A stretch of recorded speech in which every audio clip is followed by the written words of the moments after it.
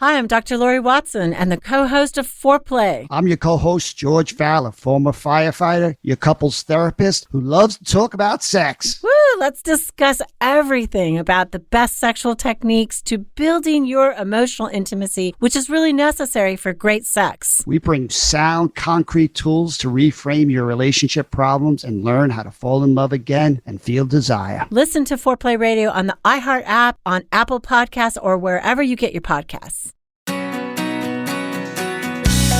Hey everybody, thanks for listening to Marriage Therapy Radio. I'm Zach, I'm here with Laura. Oh man, when it rains, it pours. We are both injured, broken, we're sad, but we're still trying to figure out how to make relationships work. This episode rambles a little bit, so I hope you'll bear with us. And then also, there's an exciting announcement at the end of the episode that I hope you'll pay attention to. As always, it's a cool conversation. Stick around. You're looking hot today. Don't make me laugh. Oh, I'm feeling hot. Yeah? Yeah. What are you what are you wearing?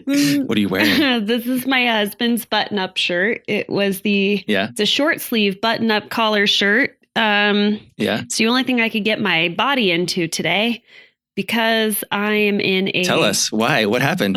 I'm such an idiot. I really am. I broke. By the way, everybody, I already know what happened. He just wants to draw it out.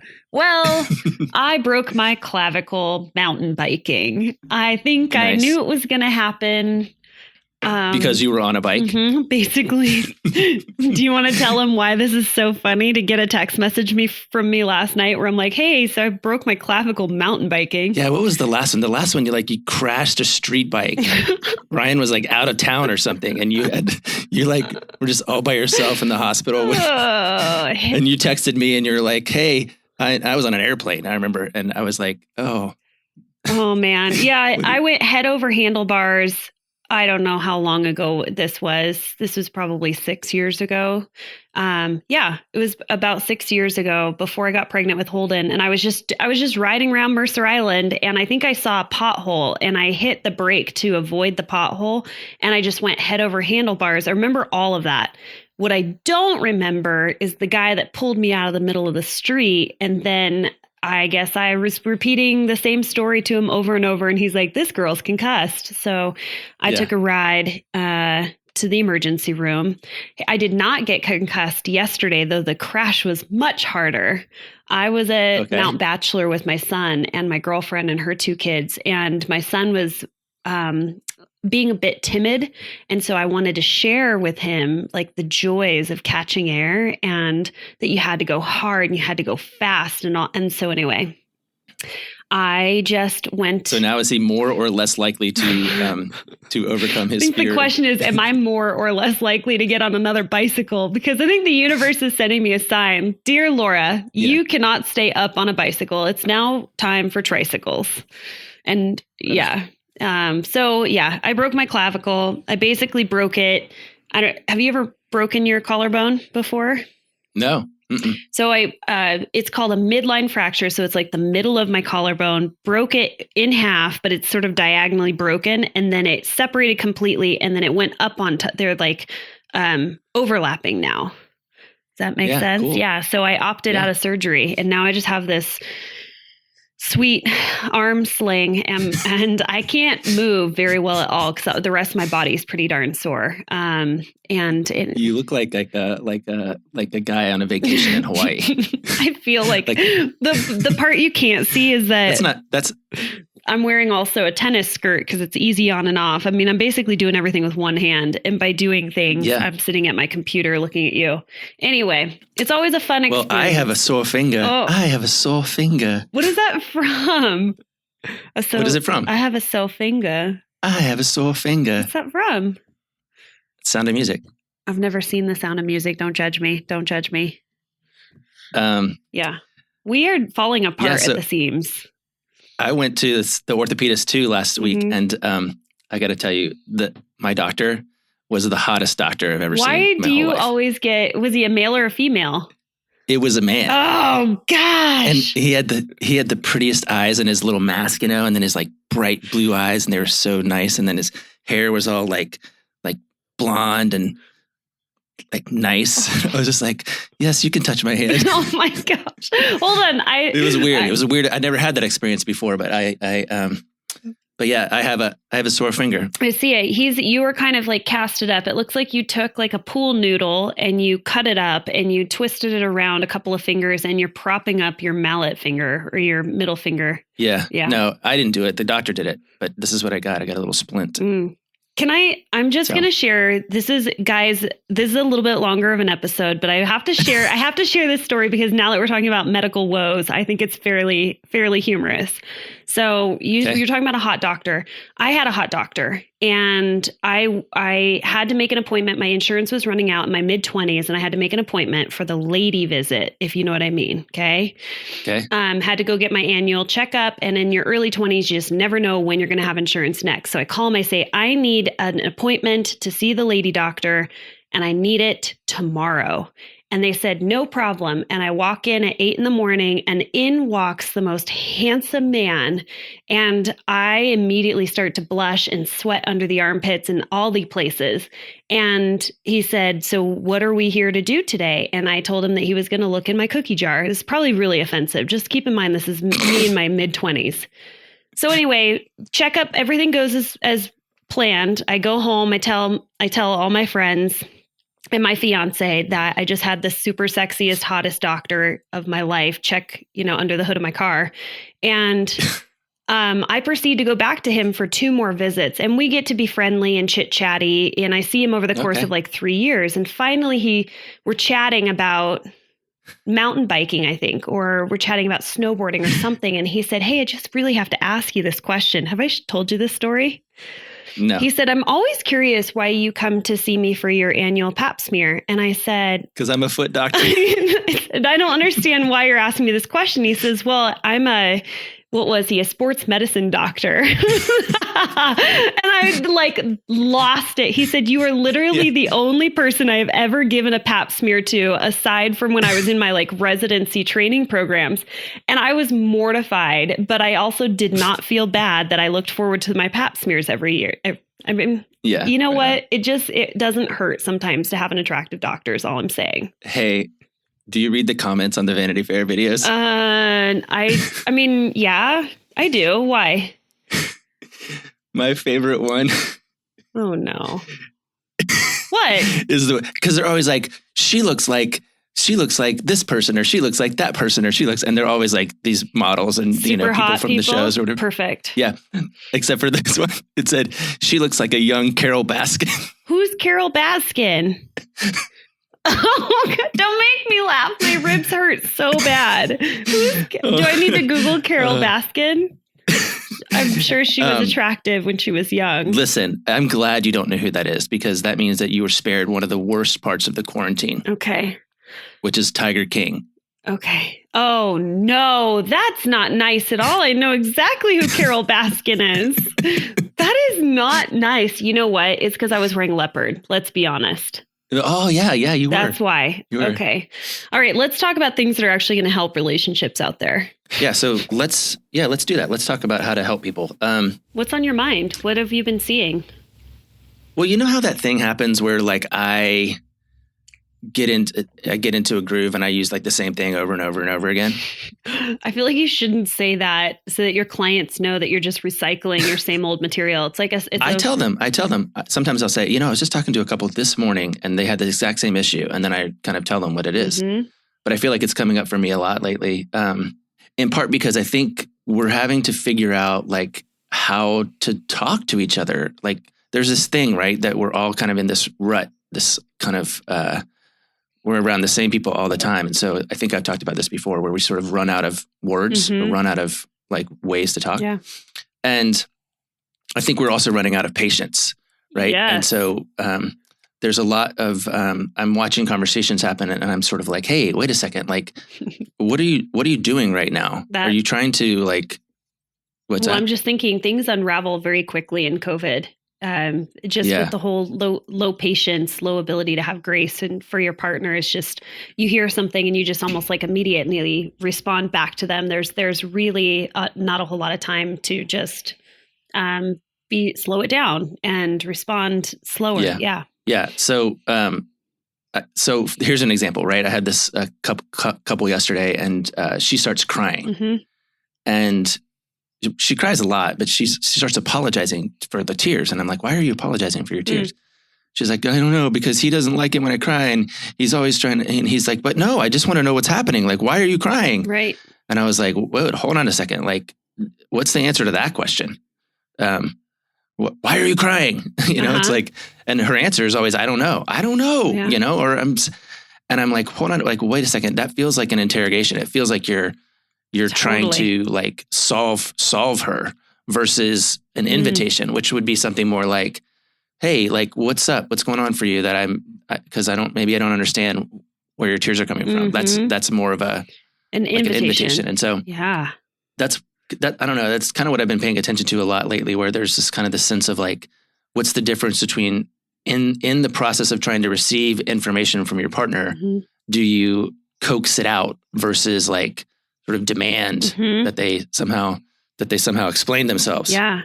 I like that, because what you're kind of talking about is you're talking about the receiving end of information, right? Like you're wanting to gain some sort of sense of closeness or connection with your partner, and you can either respond to them with the interrogation of, "Hey, what the hell is this all about?"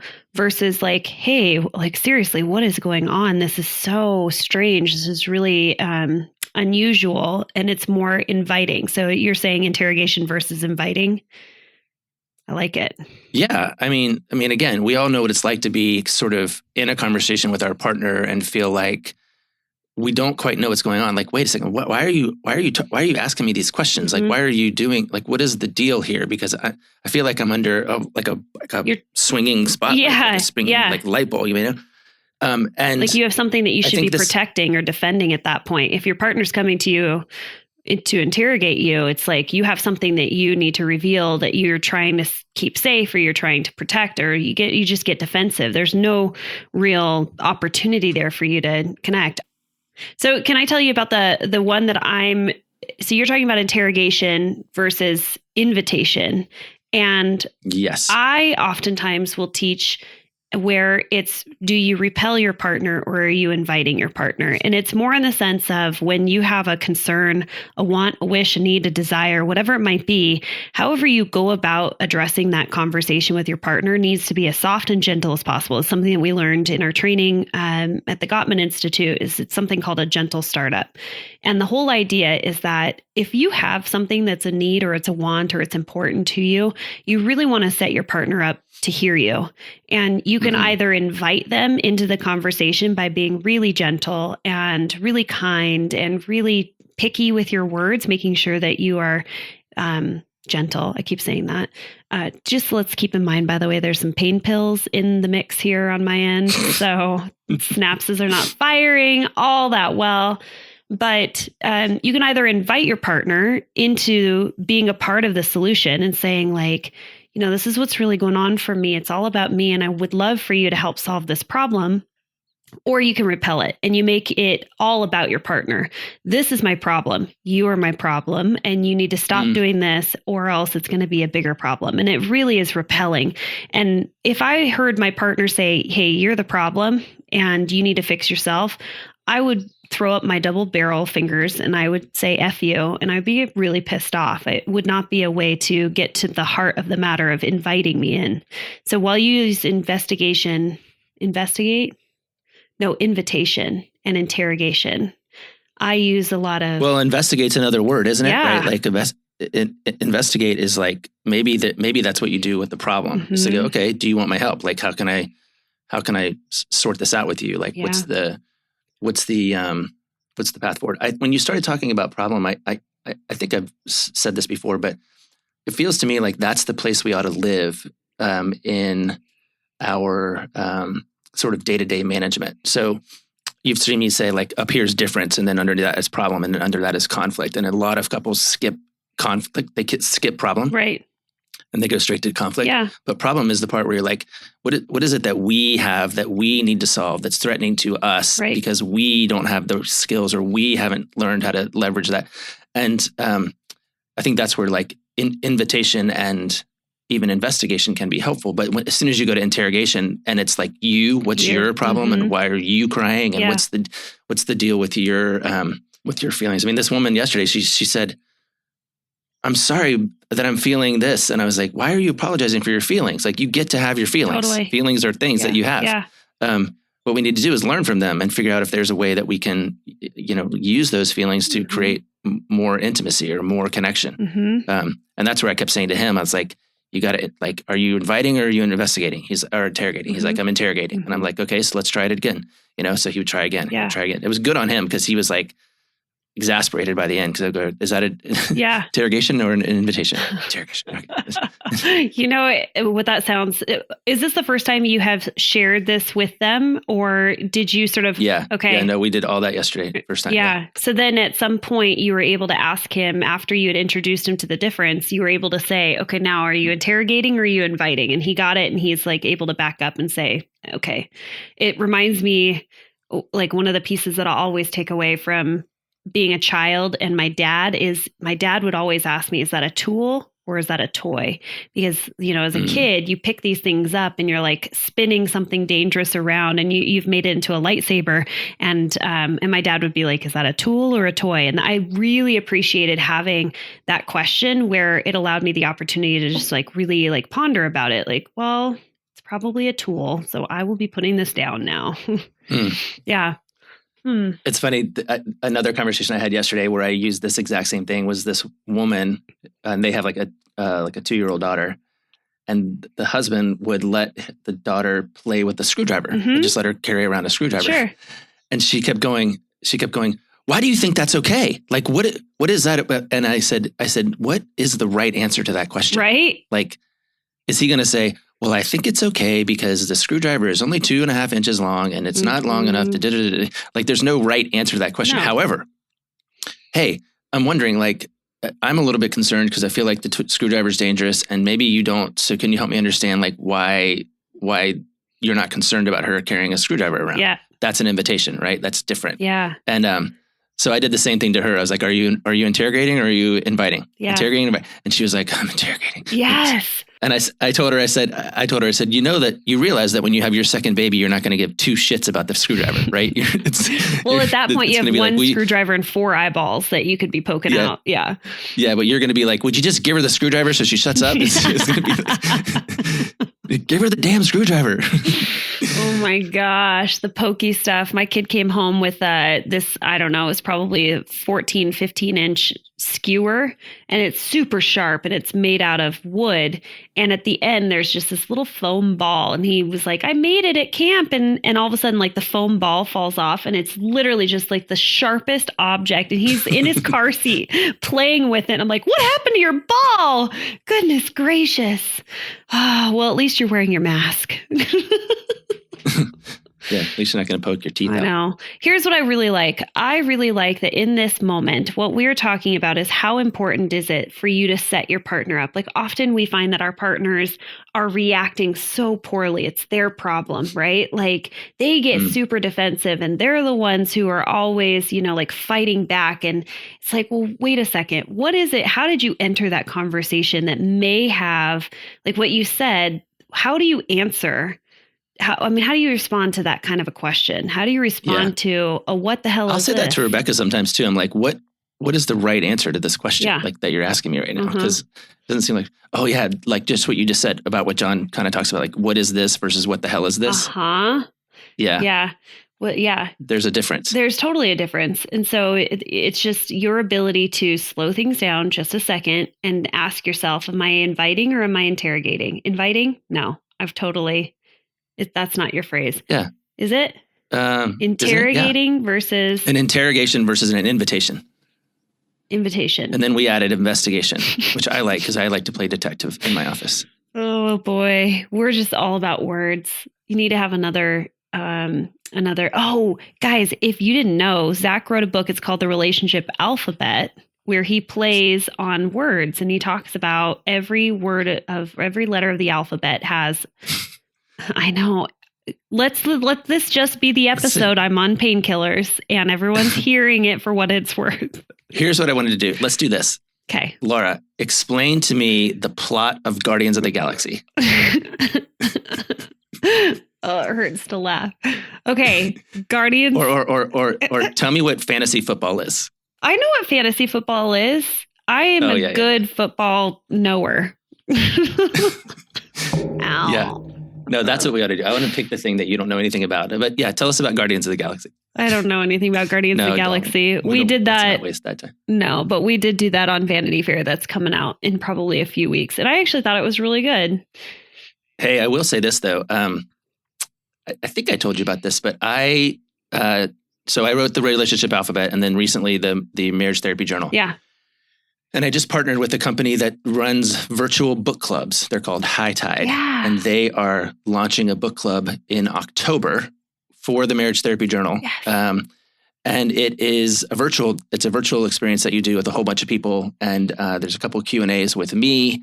And I'm excited about it. I don't know exactly how it's going to come off, but you can learn more about it at marriagetherapyjournal.com. I think it's only $40, which is cool because you get 4 weeks of like just curriculum support. Mm-hmm. And I'd be thrilled to have you listeners join and give us your feedback. That's super cool. That's in October. Love it. I think it starts October 1st. Yeah. I've really been wanting to do a book study because I love books, but I have a really hard time finishing them. And I think if I had a group of people that I was moving through a text together with, that would be fabulous. High Tide is HIITIDE, and they have tons of books that they're doing. They have like self-help books. They have some social justice books. They have cookbooks that you can go through with whoever else signs up in the same period. And so my period is the month of October. Yes. And so you can check out marriagetherapyjournal.com and it'll punch you over to the book club page and you can get all the information you need right there. That's so awesome. All right, we'll leave it at that. We'll land the plane, let people go. We chatted their ear off for the first 8 minutes about nothing at all. Hey, for your intro, will you just tell people to skip forward through 8 minutes of us skip ahead talking about ourselves? Yes. I have a sore finger. I have a sore finger. All right, yeah, you got it. It's really hard to like do things with only like 9 fingers.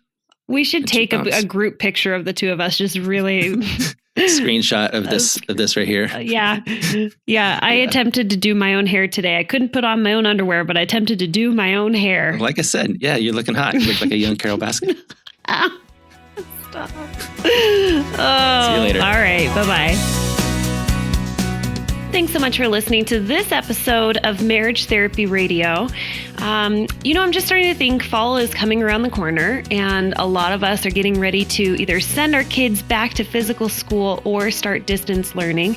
If you're like me and many, many other individuals and couples, fall is a crazy time. It's a time where our stress levels go way up and we are ready for a lot of change. If you are looking for some support, maybe an individual therapist or a couples therapist, we have partnered with BetterHelp. It's BETTER Help, HELP. If you're looking for a therapist in your area, we highly recommend that you check out BetterHelp. And we also have 10% off as listeners of Marriage Therapy Radio. So if you go to betterhelp.com/MTR for Marriage Therapy Radio, you'll be able to get 10% off of your first month. Thanks so much for all of your time and attention, making your relationship better today than it was yesterday.